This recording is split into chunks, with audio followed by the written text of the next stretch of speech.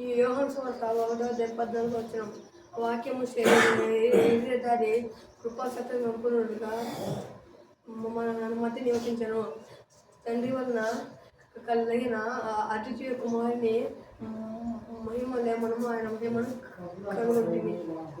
యోహాను సువార్త 1:14 వచ్చిన ఆ వాక్యము శరీరధారి అయి కృపా సత్య సంపూర్ణుడుగా మన మధ్య నివసించెను. తండ్రి వలన కలిగిన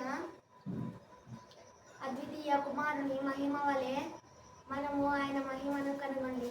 యోహాను సువార్త 1:14 వచ్చిన ఆ వాక్యము శరీరధారి అయి కృపా సత్య సంపూర్ణుడుగా మన మధ్య నివసించెను. తండ్రి వలన కలిగిన అద్వితీయ కుమారుని మహిమ వలె మనము ఆయన మహిమను కనుగొంటిమి. యోహాను సువార్త 1:14 వచ్చిన ఆ వాక్యము శరీరధారి కృపా సత్య సంపూర్ణుడుగా మన మధ్య నివసించెను. తండ్రి వలన కలిగిన అద్వితీయ కుమారుని మహిమ వలె మనము ఆయన మహిమను కనుగొంటిమి.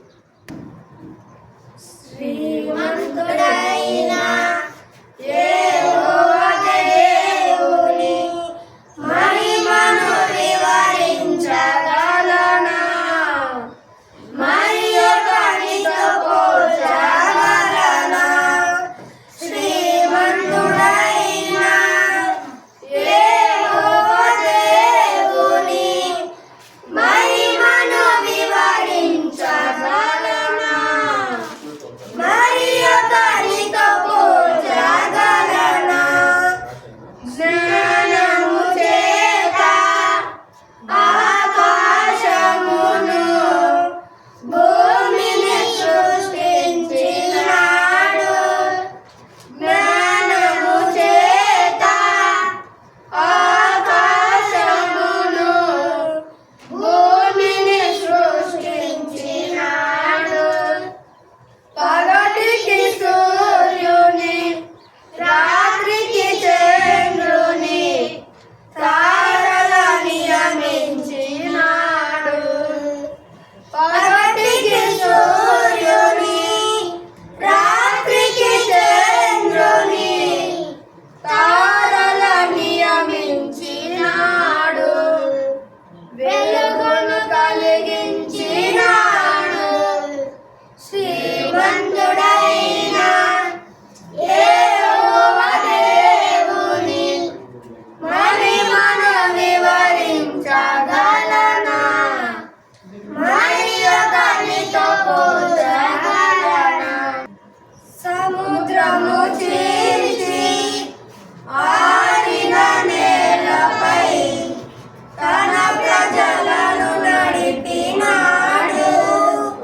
సముద్రము చీల్చి ఆరిన నేలపై తన ప్రజలను నడిపినాడు.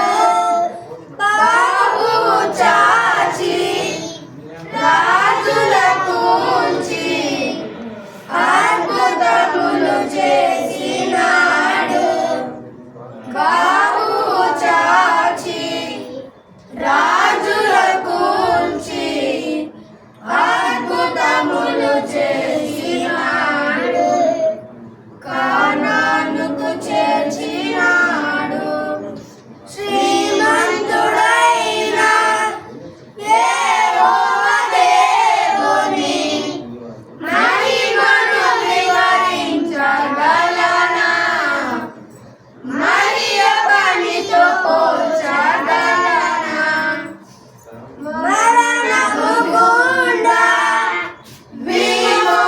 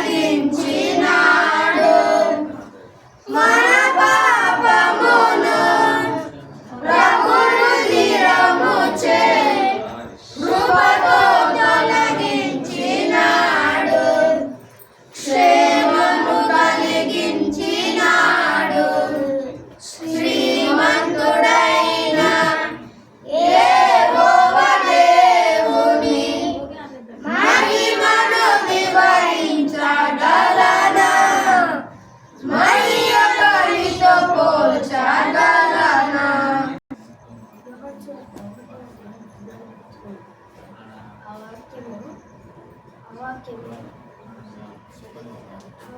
శరీరధారి కృపా సత్య సంపూర్ణ మన మధ్య నివసించును